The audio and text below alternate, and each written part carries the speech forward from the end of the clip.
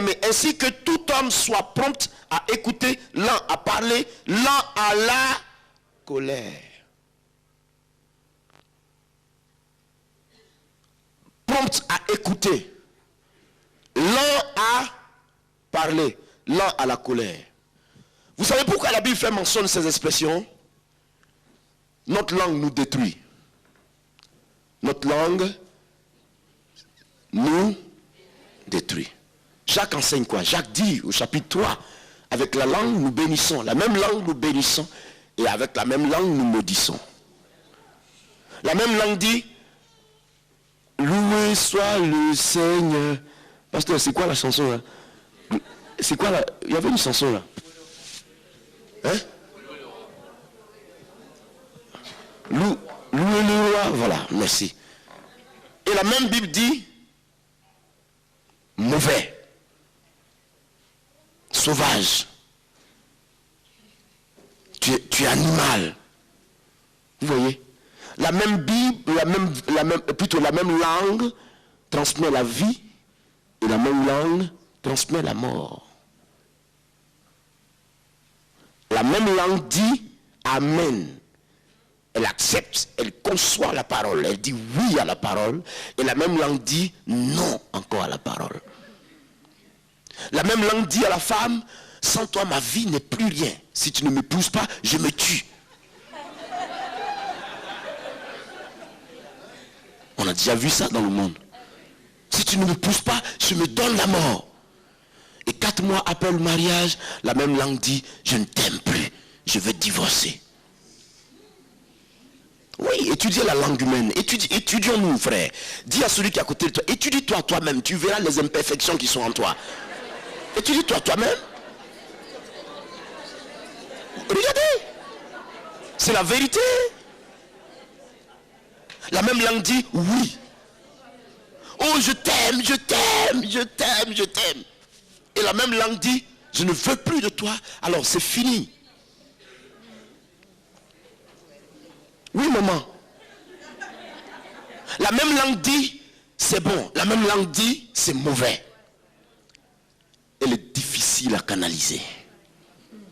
C'est pour ça que la Bible enseigne que c'est le membre, c'est l'organe le plus difficile. On ne peut pas le dompter. Difficile à maîtriser. Et Jacques enseigne dans le chapitre 3 que la langue c'est comme une bûchette d'allumettes. Voilà, un petit membre. Vous l'allumez juste, vous le posez au milieu d'une forêt. Dans quelque temps, toute la forêt peut brûler. C'est la langue. Jacques enseigne encore que la langue est comme un gouvernail sur un bateau. Un tout petit gouvernail. Il suffit que vous l'orientez très mal. Le bateau peut couler. C'est ça la langue. C'est la langue humaine ça. La langue humaine dira, oh mais que c'est merveilleux. C'est merveilleux ceci. Elle apprécie rapidement. Demain elle va se désintéresser. Non, non, non, non, non. C'est le refus. Pas question. Pas question. Pas toi. La langue est difficile à maîtriser, frère. Si tu veux être béni de Dieu, tu dois réussir le combat de la langue. Tu dois réussir à saisir ta langue. Et lui dit, tu ne diras plus rien. Tais-toi. C'est bon comme ça. Que Jésus-Christ parle. Je suis réel, je suis sincère. Hein? C'est des petits faits. Très souvent on ne fait pas attention à ces faits. Mais vous oubliez qu'à partir de là, le diable combat notre vie spirituelle. Mais je vous dis la vérité. La langue est difficile. Oui. Dieu dit sois prompt à écouter. Il n'a pas dit sois prompt à parler. Sois prompt à écouter. Sois lent à parler. Avant que tu ne dises quoi que ce soit, pose la question à Jésus-Christ pour qu'il te donne le mot juste à prononcer. Ce qu'il faut dire exactement. Parce que par ta langue, on saura qui tu es. Si tu es menteur, ta langue fera savoir que tu es menteur. On découvrira qui tu es. Alléluia. Parce que les chrétiens de nos jours parlent. Ouh. Voici l'un des péchés qui détruit la maison de Dieu. Et moi je l'ai vécu en France ici. Je vous donne un conseil, vous qui êtes en France. Moi j'habite à Abidjan. Hein? Vous habitez en France. Je vous donne un conseil. Depuis que moi je viens en France, surtout à Paris, j'ai découvert ce mal. Les gens parlent beaucoup en France. Les chrétiens parlent beaucoup. Et je suis dérangé à leur place. Quand j'entends les chrétiens qui bavardent, ils peuvent rentrer dans la vie d'une tierce personne, il dit tout ce qu'il veut. L'homme n'a plus la crainte de Dieu. On ne respecte même plus la volonté de Dieu. Et vous voulez que nos églises soient fortes. Vous voulez que nos églises soient des églises célestes. Vous voulez que Jésus-Christ nous enlève tout de suite pour partir avec nous. Nous devons réussir le combat contre la langue. Je dis à Paris, attention. Dieu ne vous a pas désigné comme juge des autres. Faites attention. La Bible dit, tu seras jugé par tout ce qui sortira de ta bouche. Ta propre parole t'aura jugé. Vous savez que Dieu ne sera pas fatigué de juger le monde, il sera seulement assis. Et c'est ta parole toi-même qui va te classer. Ah non, Dieu ne se fatiguera pas. Hein? Non. Il y aura combien de milliards de personnes, sinon des milliards de personnes devant lui. Chacun va passer défiler en une fraction de seconde. Tu t'es jugé toi-même. L'enfer. Direct. Fraction de seconde. Toi-même tu t'es jugé. Dès que tu arrives là, toutes les paroles sortent. Toi-même, Dieu ne te dit pas entre dans le paradis. Non. Tu prends la direction. Oui, je suis sérieux. Je suis sérieux. C'est toi-même qui choisis la direction parce que tu sais qu'avec de telles choses, je ne peux pas aller dans cette gloire. Je ne peux pas. Toi-même, tu sais. Et la force n'est même pas en toi pour te diriger dans le paradis. C'est une force négative qui t'emmène. Tu prends la direction de l'enfer. Frère, je vous donne un conseil. Si vous voulez être des chrétiens solides, avec la puissance de Dieu dans leur cœur, faites attention à votre bouche. La bouche casse l'église, la bouche détruit l'église. La bouche déséquilibre la foi. Je vous donne un conseil. Je ne demande pas que ce soit la même chose ici. Je ne sais pas si c'est la même chose ici. Mais je sais que je suis chrétien. Et en tant que chrétien, c'est comme ça que ça se passe parmi nous. Attention à la langue. Tu ne maîtrises pas un sujet, n'y entre pas. Et toi, dis à celui qui est à côté, calme-toi un peu. Calme-toi un peu. On ne t'a rien demandé pour l'instant. Calme-toi un peu. Alléluia. Alléluia. Voici pourquoi je n'aime pas les expressions il paraît que. Moi j'aime pas ces expressions. Il paraît que. C'est-à-dire que. Et le que chaque fois démontré, voyez, qui entre dans l'oreille de l'autre. Quand ça ressort, il y a un autre paragraphe qui est ajouté là-dessus. Jusqu'à ce que à 1000 personnes, la nouvelle va passer sur 1000 personnes, il y aura 1000 déformations et 1000 annonces. Qui a dit quoi alors? On n'a jamais su. On ne connaît jamais le parent de on dit. Jamais on a connu le parent de on dit. Un événement est arrivé à Abidjan. J'étais au bureau. Avant de prendre l'avion pour venir, le même soir, je suis à l'église. Je suis allé mettre de l'ordre dans mon bureau. Et j'ai un de mes pasteurs qui arrive. Parce que nous sommes près de 70. Donc l'un d'entre eux arrive et qui me dit, j'avais dit qu'on devait ouvrir une église de l'autre côté, dans l'autre quartier. Depuis, tu as donné l'ordre qu'on le fasse, ça n'a jamais été respecté. Hein? Le secrétaire national de l'église ne fait rien du tout. Il ne fait rien du tout. Voilà, on ne sait même pas où il est. Il ne fait rien du tout. Il n'a jamais exécuté ça. Voilà, il n'a jamais fait ceci. Quand je viens, tu me dis, va voir le secrétaire parce que tu lui as donné l'ordre de le faire. Quand je vais chez lui, il me ramène aussi vers toi. Je lui ai dit, continue à dire un autre mot. Et tu vas savoir tout de suite le nom que Dieu m'a donné. Je m'appelle Kakou. Et l'onction de Dieu, j'ai eu la grâce qu'elle vienne sur moi. Elle est rattachée à mon identité. Et je vais te montrer la route de Jésus à l'instant. Dis un autre mot. dis un autre mot. Il s'est tué. Si je t'ai fait du mal, si j'ai mal parlé, excuse-moi. Il dit non, t'excuse pas. Finissons de définir ce que tu viens de dire. De quel droit tu peux juger le secrétaire de l'église? Qu'est-ce qu'il a fait? En plus, quelqu'un est en voyage. Tu veux que j'aille faire un miracle, que je le vomisse là tout de suite? Le monsieur est aux États-Unis d'Amérique. Et c'est moi qui l'ai envoyé. Je devais aller à cette réunion, je n'ai pas pu. Je dis, va au nom de nous tous. Et tu veux qu'il quitte là-bas pour venir régler ton problème de je ne sais quel quartier? Tu as informé qui? Je dis, je ne te permets pas de parler mal d'un serviteur de Dieu.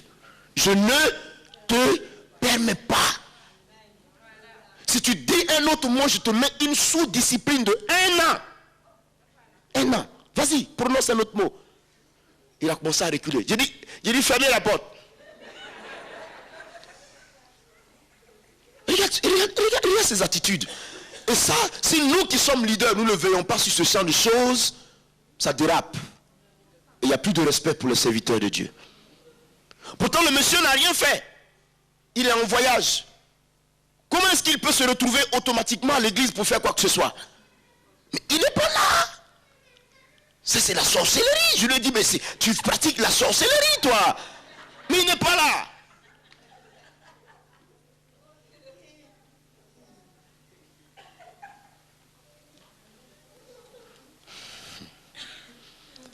Vous savez ce que c'est que le leadership?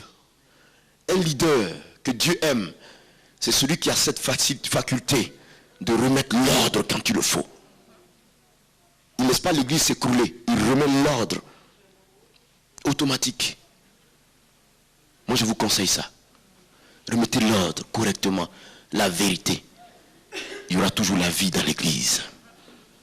Et quand je lui ai dit ça, il est parti. Les autres ont eu peur. Il dit, si vous avez des doléances à faire, si vous avez des questions à poser, posez-les. Mais ne venez pas me parler mal d'un chrétien ici. Pas devant moi, pas dans mon bureau. Vous savez, frère, je vous donne un conseil. Ne composez jamais avec le péché d'autrui. Faites attention. Quelqu'un vient vers vous, vous dit, il paraît que le pasteur François, non, il n'est pas sérieux, le pasteur. Il n'est pas sérieux. Toi, au lieu de le reprendre, tu dis, ça c'est vrai. Ça c'est vrai. Tu t'es jeté dans son péché. Et tu t'es pollué avec lui. Ne composez pas avec le péché d'autrui, frère. S'il vient vers vous avec son péché, laissez-le avec son péché. Délivrez-le. C'est sérieux, hein? Je suis sérieux. Chrétien, je suis sérieux. Vous ne pouvez pas diriger plus d'une 60aine d'églises sans savoir ces choses. Les églises que j'ai eu la grâce de diriger, il y en a au moins 60 dans la Côte d'Ivoire. Donc voici les problèmes que je rencontre tous les jours. Je suis mieux placé pour te donner ce conseil.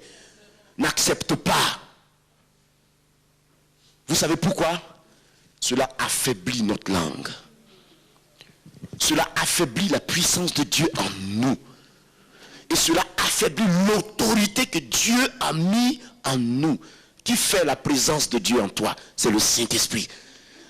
Qui te confère cette autorité-là? C'est le Saint-Esprit. Et la Bible dit, n'attristez pas le Saint-Esprit.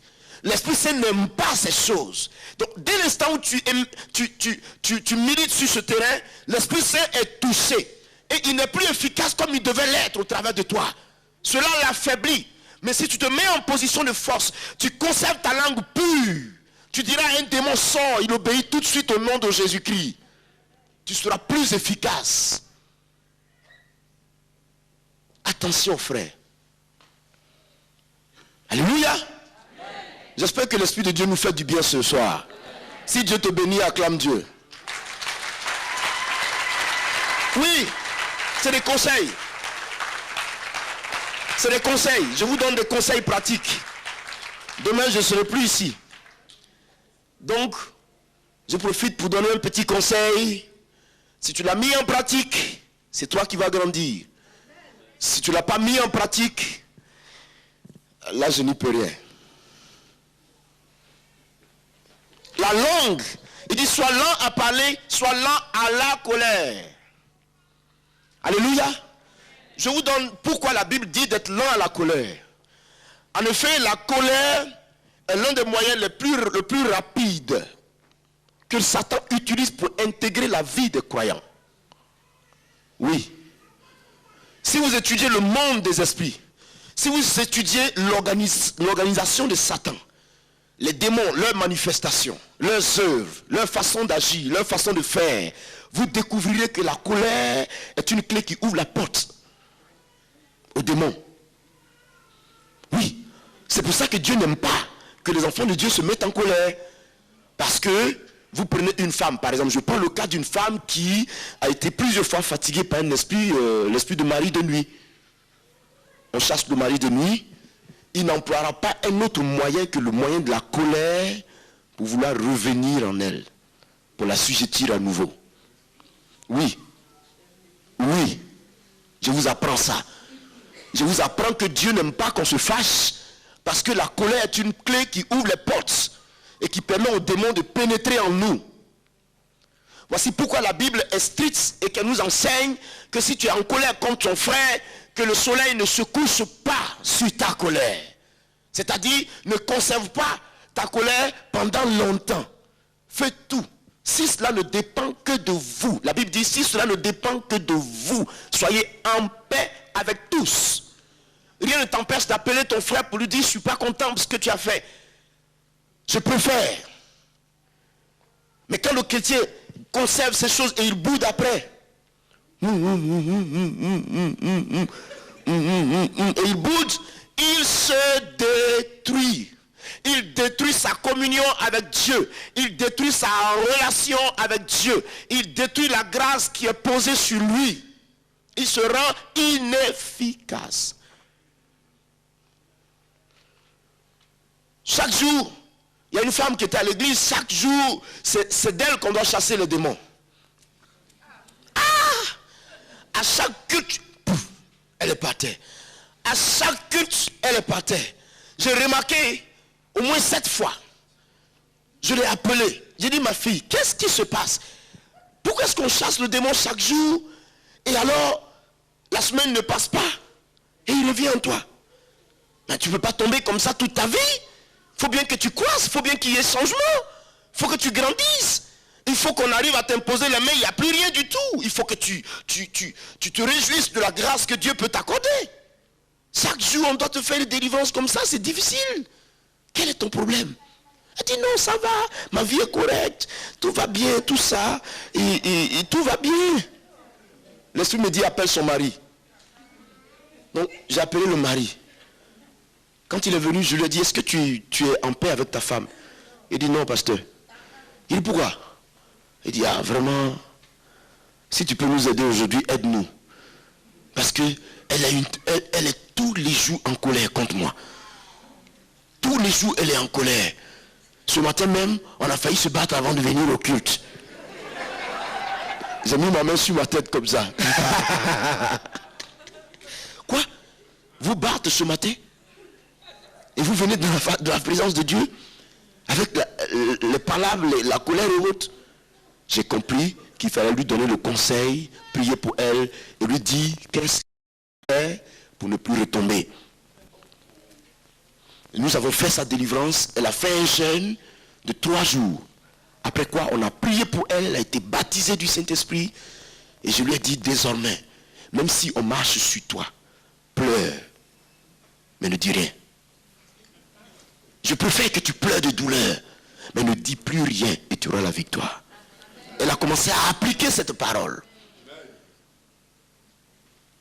4 mois après, le mari vient me voir. Il dit, dis-moi ce que tu veux manger aujourd'hui.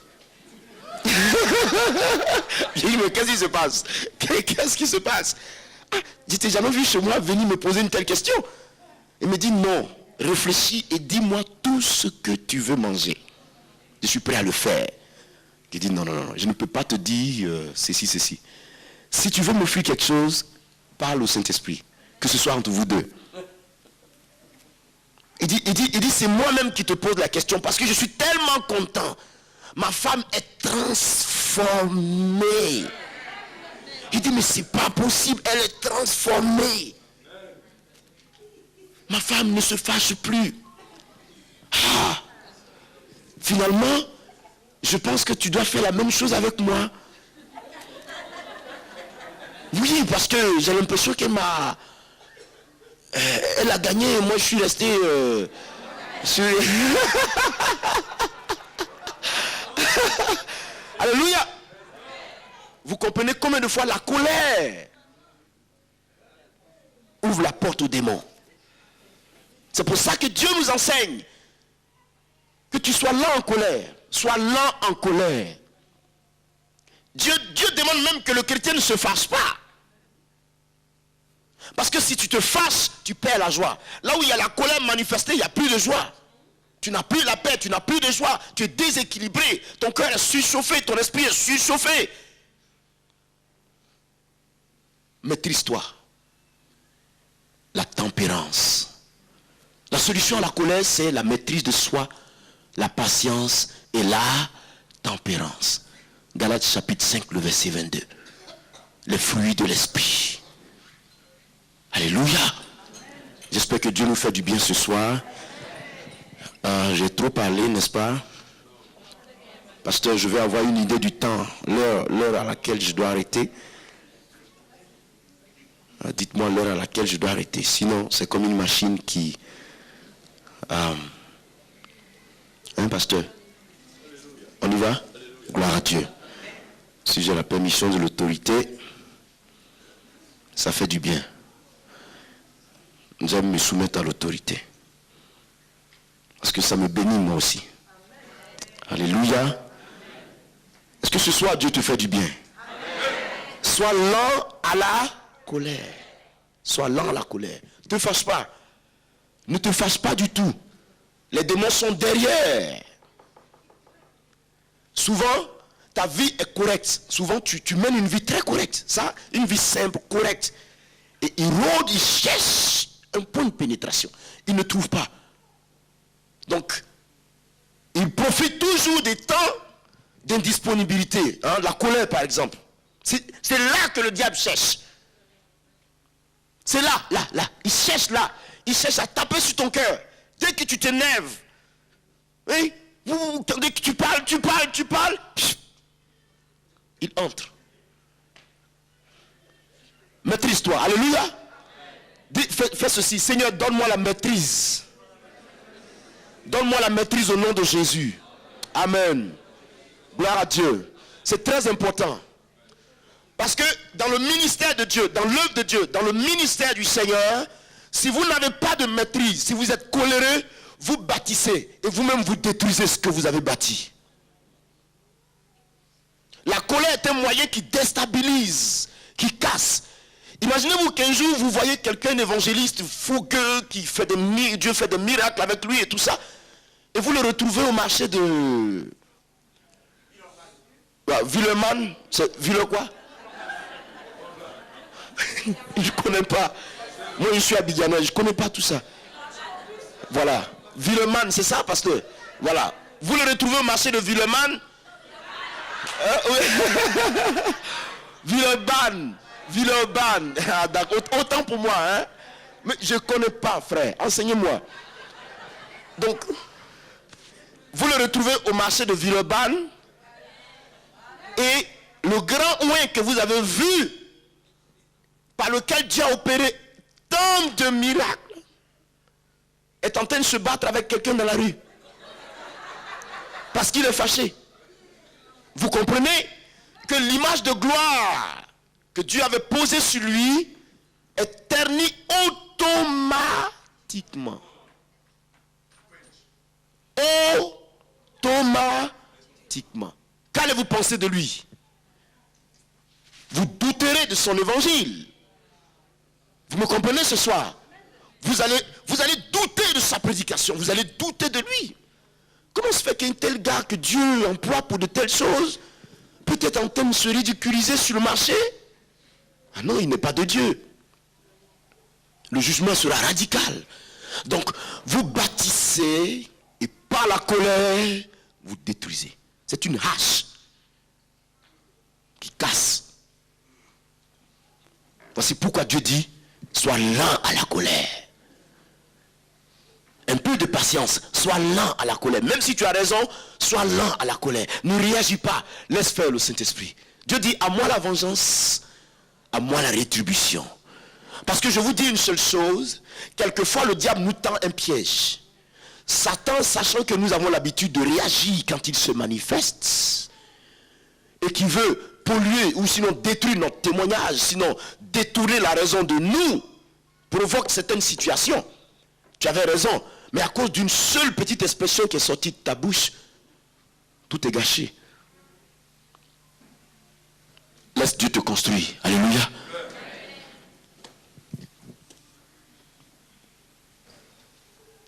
Car la colère de l'homme n'accomplit pas la justice de Dieu. Au verset 21, il dit, c'est pourquoi rejetant toute souillure et tout excès de méchanceté, et recevez avec douceur la parole de Dieu qui a été plantée en vous et qui peut sauver vos âmes. Oui.